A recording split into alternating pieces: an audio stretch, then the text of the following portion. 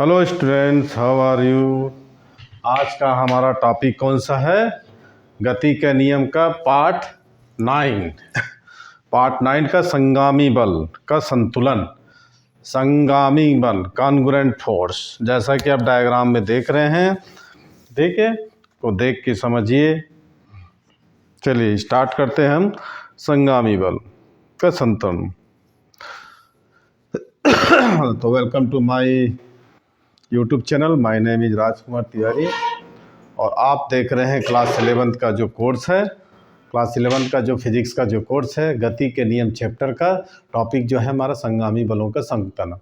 ठीक है, अब क्या होता है संगामी? कॉन्करेंट। ठीक है, व्हाट इज कॉन्करेंट फोर्स? ठीक है, तो हमारा टॉपिक क्या है? संगामी बलों का संतुलन, equilibrium of concurrent forces. Okay, equilibrium of concurrent force. तो डायग्राम आप देख रहे हैं, इसका एक्सप्लेनेशन करेंगे। 2 कॉन्करेंट फोर्स का और 3 कॉन्करेंट फोर्स का, 3 कॉन्करेंट, मतलब 2 संगामी बल और 3 संगामी बल। तो सबसे पहले आइए समझते हैं कि क्या है संगामी बल। तो जब किसी बिंदु वस्तु के एक ही बिंदु पर, ठीक है, मान लो ये कोई पॉइंट, इस पर 2 या 2 से अधिक हम एक बार फोर्स लगा रहे हैं, एक अपोजिट डायरेक्शन में, एक इधर डायरेक्शन में, माने जब ज़्यादा से ज़्यादा फोर्स लगा रहे हो तो इन बलों को हम क्या करते हैं? संगामी बल। क्या लिखेंगे आप एग्जाम में? जब किसी वस्तु के एक ही बिंदु पर एक से अधिक बल एक साथ कार्य करते हैं। जब किसी वस्तु के एक ही बिंदु पर, ठीक है, एक साथ एक या एक से अधिक बल कार्य करते हैं तो उसको हम बलों को क्या बोलते हैं? कॉन्करेंट फोर्स या फिर संगामी बल। ठीक है, when 2 or more forces, क्या लिखेंगे आप? when 2 or more forces act simultaneously at a point, they are called concurrent force। क्या लिखेंगे? when 2 or more forces act simultaneously at a point, they are called concurrent force। Clear? क्या लिखे? जब किसी वस्तु के एक ही बिंदु पर एक से अधिक बल एक साथ कार्य करते हैं तो इन बलों को संगामी बल का नाम देते हैं, संज्ञा देते हैं। ठीक है, बहुत सारे फोर्स लग रहे हैं। क्लियर? अब ये जब किसी वस्तु के एक ही बिंदु पर, मान लो कोई वस्तु है, उसके एक ही बिंदु पर कार्य करने वाले बलों का, माने जितने भी बल काम करते हैं उनका रिजल्टेंट क्या होगा? 0। जब किसी बिंदु पर, ठीक है, मान लो कोई ऑब्जेक्ट है, किसी वस्तु के एक ही बिंदु पर, जब किसी वस्तु के एक ही बिंदु पर कार्य करने वाले या वर्क करने वाले सभी बलों का परिणामी बल क्या होता है? 0 होता है। तो वह ऑब्जेक्ट क्या होगी? बैलेंस में होगी। मान लो कोई एक फोर्स भी ज़्यादा हो जाएगा तो फोर्स के कारण वस्तु क्या होगी? उधर डिस्प्लेस हो जाएगी। ठीक है, यदि आपको 2 लड़के खींच रहे हैं, एक इधर खींच रहे हैं, इधर खींच रहे हैं, दोनों का बल समान है तो आप स्थिर रहेंगे। यदि किसी एक का बल समान हो गया, अधिक हो गया, तो उधर आप डिस्प्लेस हो जाएंगे। तो मैंने क्या किया, जब कोई वस्तु हो उसके एक ही बिंदु पर कार्य करने वाले बलों का, एक ही बिंदु पर कार्य करने वाले सभी बलों का परिणामी बल क्या होता है? 0 होता है। तो ऑब्जेक्ट क्या होती है? बैलेंस पोजीशन में, संतुलन में होती है। ठीक है, तो इस स्थिति में जो कार्य करता है बल होता है उसको संतुलित बल करते हैं। क्या आपके लिए? जब किसी वस्तु के एक ही बिंदु पर कार्य करने वाले सभी बलों का रिजल्टेंट कितना होता है? 0 होता है। तो ऑब्जेक्ट या वस्तु संतुलन में होती है। इस स्थिति में वस्तु पर जो कार्य करने वाला बल है वो कौन सा बल कहलाता है? संतुलित बल। ठीक है, इसको क्या लिखेंगे आप? If the resultant of all the forces, क्या लिखोगे? If the resultant of all the forces acting at a point, किसी बिंदु पर कार्य करने वाले सभी बलों का परिणामी बल। If the resultant of all the forces acting at a point on a body is 0, ठीक है, then the body will be in equilibrium। जब किसी बिंदु पर कार्य करने सभी बलों का परिणाम 0 होता है तो वस्तु क्या स्थिति कहलाती है? संतुलन की स्थिति में आती है। then the body will be in equilibrium। the forces under this condition are balance force। ठीक, इस स्थिति में जो बल होता है उसको हम क्या बोलते हैं? उसे बोलते हैं बैलेंस या संतुलित बल, है ना? क्लियर हुआ? तो हम क्या, हमारा टॉपिक क्या था? संगामी बल, है ना?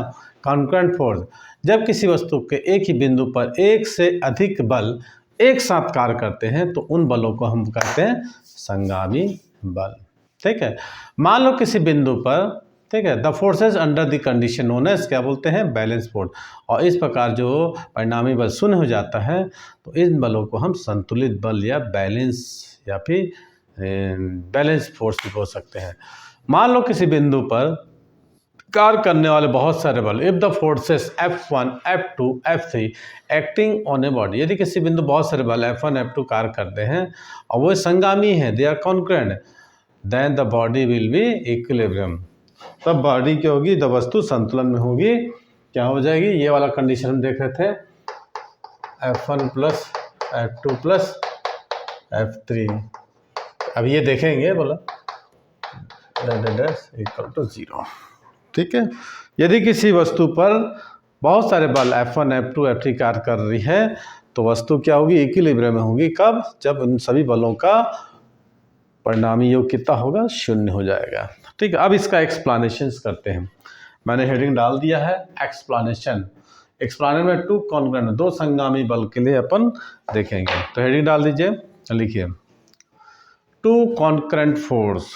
क्या लिखेंगे, टू कॉन्करेंट फोर्स। आप लोग उधर समझ में आ रहा है, दो परिणामी बल, समझ में आ रहा था, थोड़ा सा रास्ता कंजेस्टेड है। ओके, दो संगामी बल, इसका एक्सप्लेनेशन करने के लिए हम सबसे पहले हम क्या करेंगे, दो संगामी बलों को देखेंगे F1, F2, फिर तीन संगामी बलों को देखेंगे F1, F2 और F3। ठीक है, दो संगामी बल दोनों विपरीत दिशा में कार्यरत हैं। दो संगामी बल, हेडिंग डाल दीजिए। यदि किसी बिंदु पर, क्या लिखोगे, यदि किसी बिंदु पर दो बल, मान लो ये पॉइंट है, ये एक पॉइंट है, इस पर एक बल ऐसे कर रहा है काम और एक बल ऐसे, ये किसी पॉइंट है, इस पर दो बल, एक बल होगा F1 और एक बल होगा F2। ये कोई पॉइंट है, इस पर दो बल कार्य कर रहे हैं, F1 और F2 कार्य कर रहे हैं। ठीक है, ये एक F1 और F2, जिनका रिजल्टेंट कितना होगा, 0।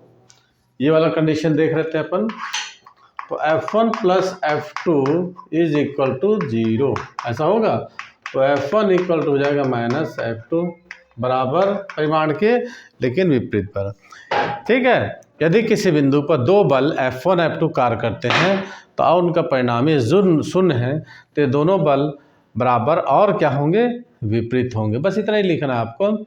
If two forces F1, F2, क्या लिखेंगे, if two forces F1 and F2 acting on a point, क्या लिखेंगे, if two forces F1 and F2 acting on a point, their resultant will be 0, their resultant will be 0 if they are, their resultant will be 0 if they are equal and opposite, तो उनका परिणामी शून्य होगा यदि परिमाण बराबर और विपरीत हो। क्लियर हुआ।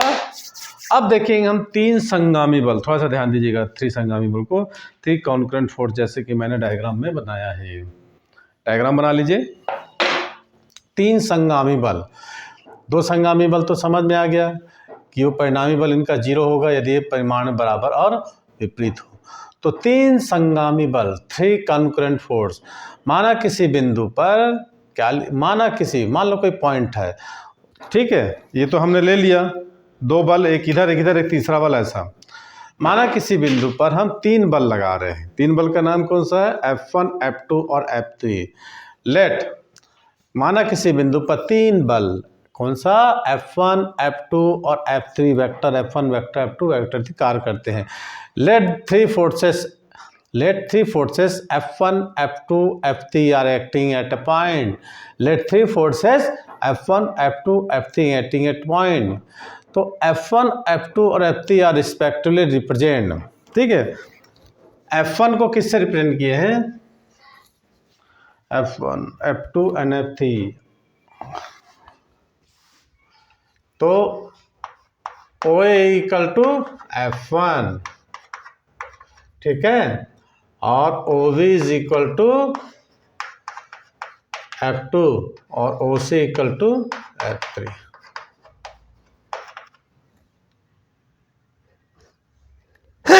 सॉरी, ठीक है, माना किसी बिंदु पर 3 बल काम कर रहे हैं, बल का नाम F1, F2 और F3 है, जिसको हम किससे रिप्रेजेंट किए हैं, OA is equal to F1 and OB equal to F2 और OC इक्वल टू F3। कोई डाउट? ठीक है, हाँ क्लियर हुआ। 3 संगामी बल है, 3 बल है, F1 और F2 किसी बिंदु पर कार्य करते हैं, जिसको हम किससे व्यक्त कर रहे हैं, F1 को OA से, F2 को OB से और F3 को OC से। क्लियर हुआ। अब देखिए हमको एक समांतर चतुर्भुज की रचना करनी है। इनका परिणामी ज्ञात करने के लिए सबसे पहले हम F1 और F2 को लिखेंगे। ठीक है, क्या ज्ञात करेंगे, F1 F2 का परिणामी। 3 बल है, F1 F2 और F3, जिसके हम किससे व्यक्त किए हैं, OA से, F1 को OB को F2 से। ये तीनों ही बल किसी बिंदु पर क्या कर रहे हैं, काम कर रहे हैं। अब इनको हमको परिणामी ज्ञात करना है। तो इन 3 बलों का, कौन सा 3 बल है, F1 F2 और F3, इनका परिणामी प्राप्त करने के लिए सबसे पहले हम क्या करेंगे, इन 3 बलों का परिणामी ज्ञात करने के लिए सबसे पहले हम F1 और F2 का परिणामी ज्ञात करते हैं। ठीक है, हमको क्या करना है, ये OA, F1, OB, F2 और इन तीनों बलों का परिणामी ज्ञात करने के लिए F3 को अब छोड़ देंगे। सबसे पहले हम F1 और F2 का परिणामी ज्ञात करेंगे। ठीक है, तो F1 और F2 का रिजल्टेंट फाइंड करने के लिए हम क्या करते हैं, एक समांतर चतुर्भुज OAC' B, इसको C ले लिए तो इसको C', हम क्या करेंगे, एक समांतर चतुर्भुज की रचना करते हैं OAC' B। To find the resultant, क्या लिखोगे, to find the resultant of F1 and F2 by completing the parallelogram OAC' B। ठीक है, किसी बिंदु पर 3 बल कार्य कर रहे हैं, 3 forces act on the point F1, F2 and F3। F1 is OA, F2 is OB and F3 is OC। तो सबसे पहले हम क्या करेंगे, इनका F1, F2 और F3 का रिजल्टेंट ये परिणामी प्राप्त करने के लिए हम क्या करेंगे, सबसे पहले F1 और F2 का परिणामी ज्ञात करेंगे। इसके लिए एक समांतर चतुर्भुज पैरेललोग्राम की रचना करते हैं OAC' B। कोई डाउट यहाँ तक? बहुत क्लियर है, आसान शब्दों में समझा रहे हैं। तो इनका जो F1 और F2 का रिजल्टेंट, तो F1 और F2 का परिणामी किससे रिप्रेजेंट होगा, ये OC'। ठीक है, ये जो F1 है F2 का, इसका रिजल्टेंट हमको किससे व्यक्त करेंगे, ये OC'। ठीक है, OC' is resultant of force F1 and F2। Clear हुआ? ठीक है, द रिजल्टेंट इज, क्या लिखोगे, the resultant is the represented by the diagonals OC। तो F1 प्लस F2 लिख लीजिए, F1 plus F2 equal to OC', या फिर लिख सकते हैं OA plus OB equal to OC। कोई डाउट? बहुत आसान शब्दों में है। ठीक है, क्लियर हुआ? अब देखिए F1 F2 का रिजल्टेंट तो लिख लिया अपन। अब F3 और F1 प्लस F2, अब F3 और F1 प्लस F2 का परिणामी क्या होगा, समांतर चतुर्भुज पैरेललोग्राम बना लिए, OC' is the resultant of forces F1 F2। अब F3 और F1 प्लस F2 का परिणामी क्या होगा, 0 होगा।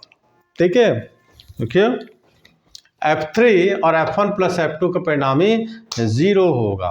क्यों होगा, गिव मी आंसर। क्यों होगा, क्योंकि OC is equal to F3 and OC' equal to कितना है, F1 प्लस F2। ठीक है, तो ये दोनों परिमाण में बराबर और विपरीत हैं। देख रहे हैं, दोनों अपोजिट डायरेक्शन में, एक इधर एक उधर है। ठीक है, तो now the resultant of F3 and F1 plus F2 will be 0। ठीक है, क्योंकि F1 F2 F3 is the equilibrium. Okay, तो OC इज इक्वल टू क्या लिखेंगे, OC is equal to minus OC dash, तो ये हो जाएगा F3 is equal to minus F1 plus F2, transfer कर दो तो F1 plus F2 plus F3, ठीक है। ये हो गया हमारा कितना, 3 संगामी बल का। कोई डाउट? देखिए बड़े आसान शब्दों में हमने इसको एक्सप्लेन कर दिए हैं। तो ये संगामी बल जो होता है हमारा ख़त्म हो गया। अब इसको हम मिटा देंगे ईमानदारी से। अब देखेंगे किसी व्यक्ति का लिफ्ट में भार। देखिए लिफ्ट में भार के उसका डायग्राम तो हम नहीं बताएंगे, इसको कॉपी कर लीजिए।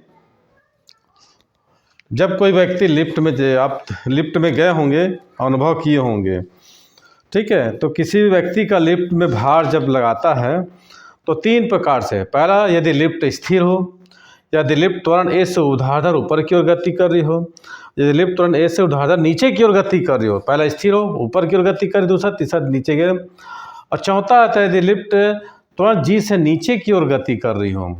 और पांचवा होता है यदि लिफ्ट का त्वरण A गुरुत्वीय त्वरण G से अधिक हो।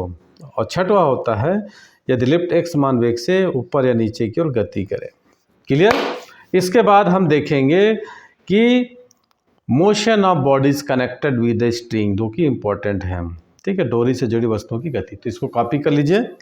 अगला टॉपिक हमारा होता है,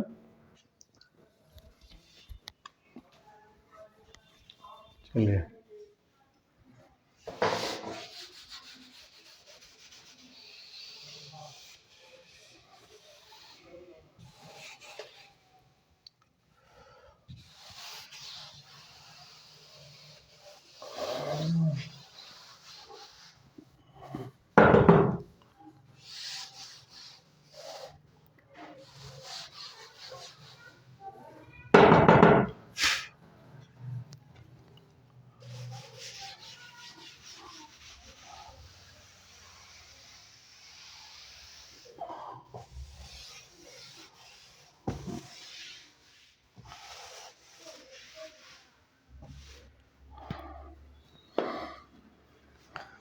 क्लियर है? तो अगला टॉपिक क्या है, किसी व्यक्ति का लिफ्ट में भार। खड़ी डाल लीजिए आप लोग भी।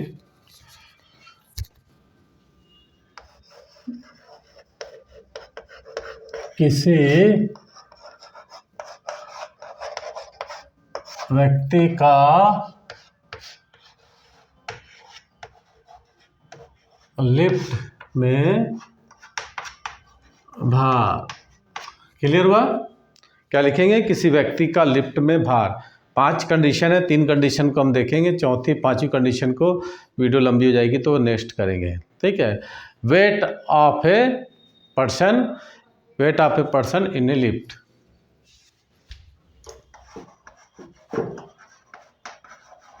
Wait of person in A lift, ठीक है।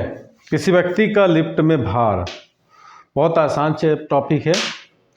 देखिए कभी कभी आप देखेंगे कि आप लिफ्ट में जब खड़े रहते हैं तो एक अपना भार नीचे को लगाते हैं, नीचे से उतना ही भार आपको प्रतिक्रिया बल, नीचे क्रिया बल लगाते हैं अपने भार के कारण, उतना ही प्रतिक्रिया बल आपको ऊपर की ओर मिलता है, जिससे आप स्थिर रहते हैं।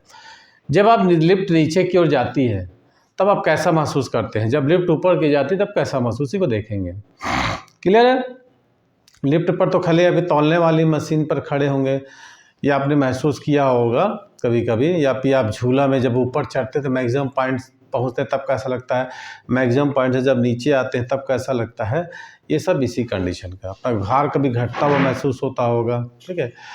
तो पृथ्वी जो है किसी भी वस्तु पर जो आकर्षण बल लगाती है, अट्रैक्टिव फोर्स लगाती है, ठीक है, पृथ्वी अर्थ है, तो आपको सभी मालूम है, गुरुत्वाकर्षण बल, गुरुत्वीय बल है ना, गुरुत्वीय त्वरण के कारण जो है ऑब्जेक्ट नीचे आता है। मैंने पृथ्वी जो है सभी वस्तुओं को अपने केंद्र की ओर खींचती है, जिसको हम बल बोलते हैं गुरुत्वीय त्वरण। इसको हम किससे व्यक्त करते हैं, जी से। तो पृथ्वी किसी वस्तु पर जो अट्रैक्टिव फोर्स लगाती है, आकर्षण बल लाती है, उसको हम बोलते हैं ग्रेविटेशन या गुरुत्व बल। द फोर्स, क्या लिखेंगे, the force which the earth, the force which the earth pulls a body towards the centre is known as gravity. पृथ्वी अब क्या करती है, अपने केंद्र की ओर खींचती है, ठीक है, क्यों, गुरुत्व बल लगाती है, उसको हम गुरुत्व बल कहते हैं। The force which the earth pulls a body toward the centre of earth is known as gravity, ठीक है। और यही गुरुत्व बल, ठीक है, जब गुरुत्व बल वस्तु के भार के बराबर होता है, ठीक है, यह गुरुत्व बल क्या होता है, दिस ग्रेविटी, यह गुरुत्व बल वस्तु के क्या होगा, भार के बराबर होता है। यदि वस्तु ऐसे तल पर रखा हो, मान लो कोई वस्तु, गुरुत्व बल वस्तु के भार के बराबर होता है, मान लो कोई वस्तु ऐसे तल पर रखा हो जो ऊपर नीचे त्वरित गति, एक्सेलरेटेड मोशन करती है। मान लो कोई वस्तु ऐसे सरफेस पर रखा है जो ऊपर नीचे त्वरित गति करती हो, तो वस्तु का भार कभी कम या कभी बढ़ा हुआ या अधिक, मतलब क्या बोला मैं, गुरुत्व जो होता है वस्तु के भार के बराबर होता है। लेकिन यदि हम ऐसे जगह में खड़े हैं जहाँ पर, ठीक है, वस्तु ऊपर नीचे त्वरित गति कर रही है, तो हमको अपना भार कभी कम कभी ज़्यादा लगता है, कभी अधिक या कभी कम लगता है, ठीक है। If the mass of body, यदि किसी वस्तु का, यदि कोई वस्तु है जिसका द्रव्यमान कितना होगा, m होगा, if the mass of body कितना है, m, ठीक है, and the forces of gravity, if the mass of body equal to m, then the gravity forces of कितना हो जाएगा, mg होगा ना, ये तो पढ़ चुके हैं छोटे क्लास से। यदि किसी वस्तु का द्रव्यमान m है, ठीक है, यदि किसी वस्तु का द्रव्यमान कितना हो, m हो, तो गुरुत्व बल कितना होगा, mg हो जाएगा। और ये किसके बराबर होगा, weight of body, weight of the, ठीक, क्लियर। वस्तु का द्रव्यमान m होने पर उस पर गुरुत्व बल लगेगा, वो वस्तु के भार के बराबर होगा। ये हमने छोटे क्लास से पढ़ा था। अब मान लो कोई आदमी, when the man stand on lift, यदि कोई व्यक्ति, यदि कोई आदमी, कोई पर्सन लिफ्ट में खड़ा होगा, तो वह एक बल नीचे की ओर लगाएगा, ठीक है। आप अपने हाथ के ऊपर खड़े होकर, अपना हाथ के ऊपर अपना पैर रख के खड़े होकर देखना कितना ज़्यादा फोर्स लगता है।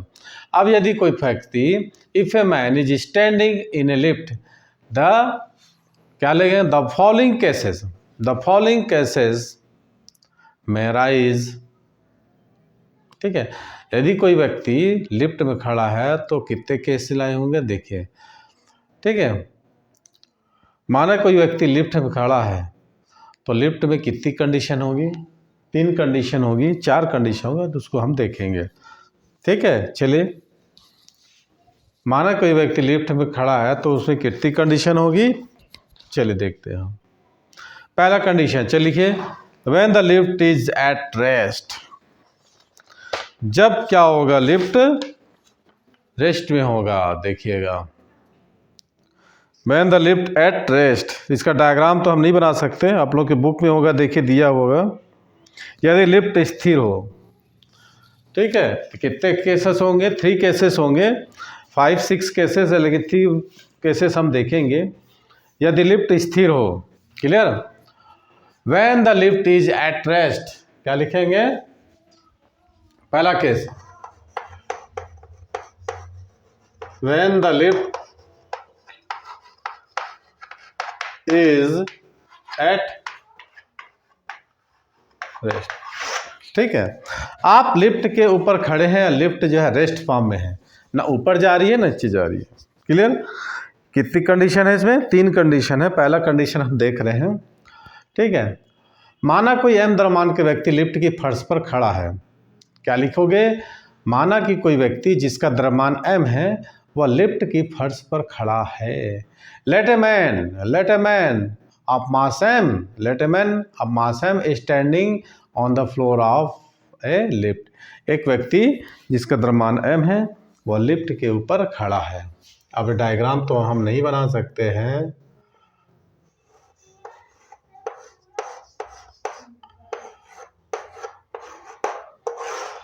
ये हो गया, ठीक है।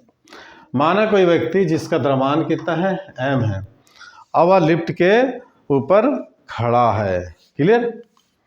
तो उस व्यक्ति पर नीचे की ओर भार लगाएगा उतना ही बल, यह व्यक्ति एक भार लगाएगा नीचे की ओर, तो उतना ही प्रतिक्रिया बल इसको ऊपर की ओर मिलेगा। We know that. क्लियर? ठीक है। एक व्यक्ति जो लिफ्ट के ऊपर खड़ा है, लिफ्ट जो है रेस्ट फॉर्म में है, तो वह अपने भार, जैसे गुरुत्वीय बल जिसको बोले थे, गुरुत्व कार्य भार नीचे के लगाता है, जो गुरुत्व बल होता है व्यक्ति का भार बराबर होगा, तो पृथ्वी भी उतनी, लिफ्ट भी उतनी प्रतिक्रिया बल उतना ही ऊपर की ओर लगाएगी। ठीक है। तो अपना भार ऊर्ध्वाधर नीचे की ओर, the man exert a force mg in the vertically downward direction. The man exert a force mg in the vertically downward direction. तो न्यूटन के गति के तृतीय नियम से फर्श भी उतनी परिमाण का प्रतिक्रिया बल r ऊपर की ओर लगाती है। ठीक है। ठीक, इस प्रकार r equal to M g, according to r equal to M g होगा, जितना भार आदमी नीचे का फर्श भी उतना ही भी बल ऊपर की लाएगी। ठीक है। According to Newton's third law of motion the floor exert a reaction force R in the vertically upward. In this condition R equal to mg। अब यदि व्यक्ति तौलने वाली मशीन पकड़े, वेगिंग मशीन, ये क्लियर है, जैसे अपन बुक और मेज पर रखा हुआ उस कंडीशन में देखे थे वैसे ये है। अब यदि व्यक्ति तौलने वाली मशीन पर खड़ा तो मशीन प्रतिक्रिया बल R पाठ्यांक बताएगी। ठीक है। यदि व्यक्ति कोई तौलने वाली मशीन पर खड़ा तो मशीन जो है एक रिएक्शन फोर्स प्रतिक्रिया बल R का पाठ्यांक बताएगी। ठीक है। If the man is standing on a weighing machine then the machine will record the reaction force R। क्या लिखोगे? यदि आदमी कोई तौलने वाली मशीन में खड़ा है तो मशीन कौन सा पाठ्यांक बनाएगी? उसका रिएक्शन फोर्स। ओके। इस स्थिति में मशीन द्वारा बताया गया भार, ठीक है, अगर मान लो कोई आप तौलने वाली मशीन पर खड़े हो तो मशीन जो भार बताएगी, ठीक है, वो जो वेट बताएगी रिएक्शन फोर्स। ठीक है। और मशीन द्वारा जो बताया गया भार होगा जिसको हम एपरेंट वेट या आभासी भार कहते हैं, this is equal to the real weight of person.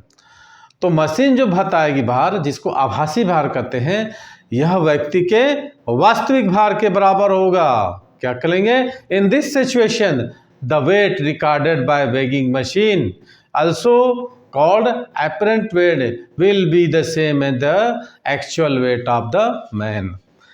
ठीक है। यदि आप एक वैगिंग मशीन में खड़े हैं तो वैगिंग मशीन क्या करेगी? एक रीडिंग बताएगी जिसको रिएक्शन फोर्स बोलते हैं, और इसको आभासी भार एपरेंट वेट होगा जिसका ये आभासी भार उस वस्तु के रियल वेट के बराबर होगा। क्लियर? पहला कंडीशन। अब दूसरा कंडीशन हम देखते हैं। फर्स्ट क्वेश्चन चित्र बनाने नहीं आता, पहले बता दिया हूं, आप लोग देख लीजिएगा।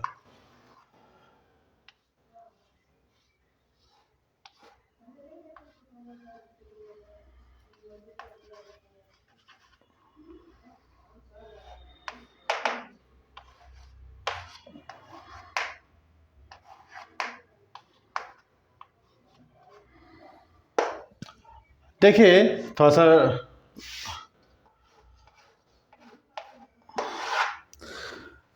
क्लियर हुआ है तक आप लोग का? यदि कोई व्यक्ति तौलने वाला मशीन पर खड़ा है तो एक भार लगाएगा और लिफ्ट त्वरण ए से ऊपर की ओर जा रही है ना? ये तो लगेगा ही, एक्शन रिएक्शन फोर्स है एनजी, ये हो गया आर, और ये क्या कर रही है? लिफ्ट ए त्वरण से ऊपर जा रही है।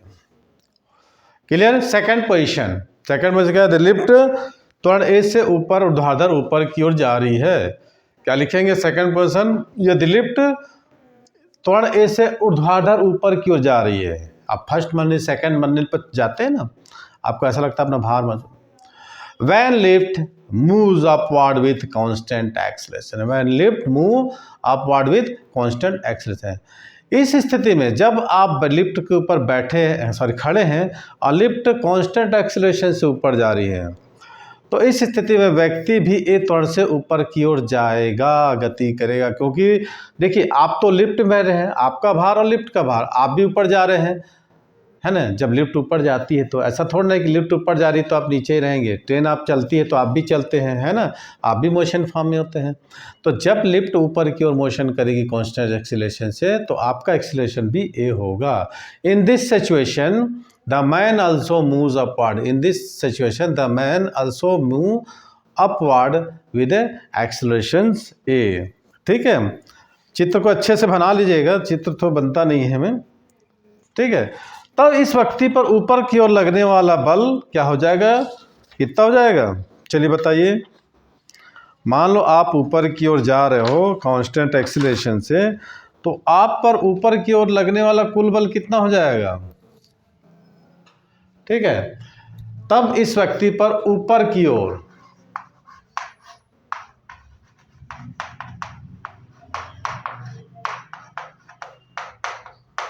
लगने वाला बल कितना हो जाएगा, F equal to R minus m g. R और m g they are equal to each other, तो टोटल जो होगा बल कितना होगा, या इसको ऐसे भी लिख सकते हैं F plus M g is equal to R। आपका भार और बल दोनों रिएक्शन फोर्स के बराबर होगा। ठीक है, अब क्या करेंगे, न्यूटन का second law of motion applied करेंगे। अप्लाइंग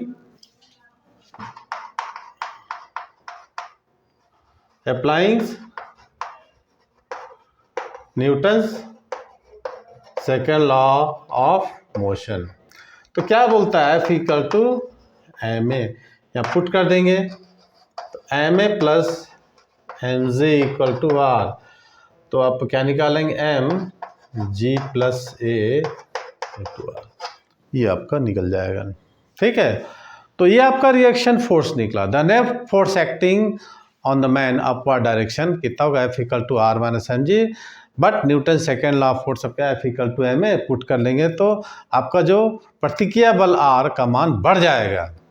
ठीक है, जो आपका रिएक्शन जब लिफ्ट त्वरण ए से ऊपर की ओर जा रही है, तो इस स्थिति में प्रतिक्रिया बल कितना मिलेगा, R equal to M G plus है और इसकी वैल्यू बढ़ जाएगी।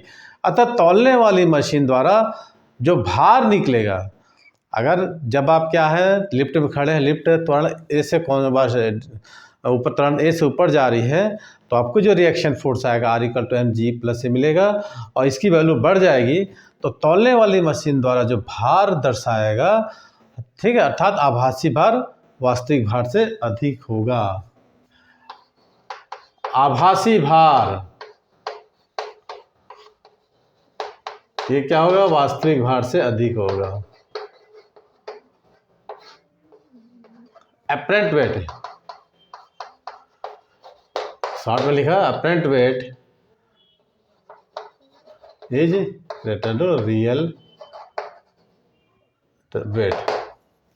ठीक, आभासी भार वास्तविक भार से बढ़ जाएगा क्योंकि प्रतिक्रिया बल R का मान बढ़ेगा। Since the value of reaction force R, क्या लिखेंगे, since the value of reaction force R increase, since the value of reaction force R increase the reading of waging machine. ठीक है, since the value of reaction force R increase the reading of weighing machine, the apparent weight will be greater than, ठीक, the apparent weight will be greater than the actual weight। ठीक है, real wait actual wait भी बोल सकते हैं। Clear हुआ। अब third position आप देख लीजिए, थर्ड पोजीशन में क्या होगा, जब लिफ्ट त्वरण ए से नीचे की ओर गति कर रही है। ठीक है, क्लियर हुआ। अब लिफ्ट जो है त्वरण ए से नीचे की ओर गति कर रही है, ये थर्ड पोजीशन। फिर बना लीजिए, ये आदमी का सिर, ठीक है,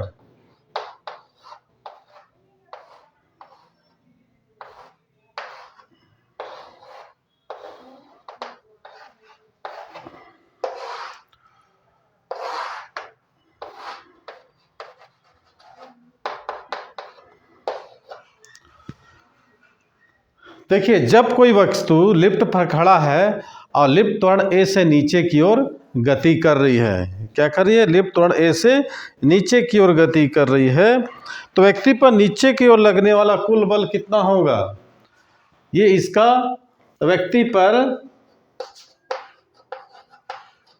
नीचे की ओर लगने वाला कुल बल क्या हो जाएगा, F equal to mg minus R.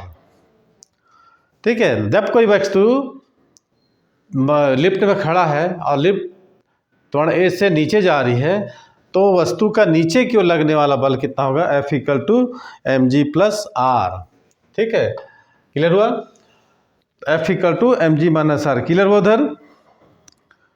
तो अब हम न्यूटन का सेकेंड लॉ ऑफ लगाएंगे, but Newton second law of motion F equal to M A, यहाँ रख दीजिए M A equal to M G minus R, तो R equal to M G minus M A, तो R equal to कितना हो जाएगा, M और जी minus ए।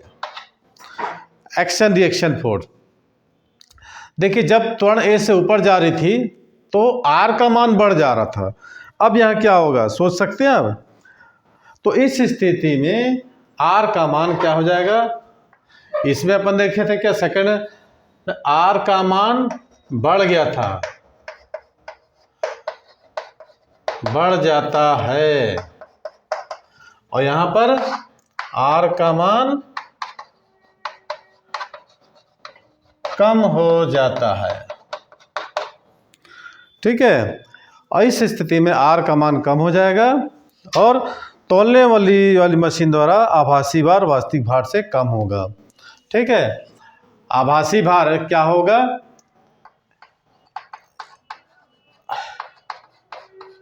आभासी भार क्या हो जाएगा, कम हो जाएगा, उल्टा होगा वास्तविक भार से।